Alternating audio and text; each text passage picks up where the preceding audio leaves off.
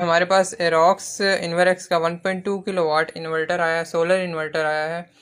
और ये इसकी स्पेसिफिकेशंस आपको दिखा देता हूँ मैं। ये जो है 12 वोल्ट इसका डीसी सिस्टम है इनपुट, और सिस्टम वोल्टेज 12 वोल्ट, और इसके जो सोलर वोल्टेज हैं वो 102 वोल्ट डीसी है। मतलब ये एमपीपीटी जो है उस पर काम करता है। एमपीपीटी जो इन्वर्टर होता है, और फिर आपको इसको चेक करवाते हैं कि ये कैसे काम करता है।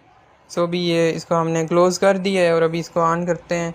इसमें हमने 12 वोल्ट जो है वो सप्लाई दी है। अभी पावर बटन ऑन कर दिया है मैंने,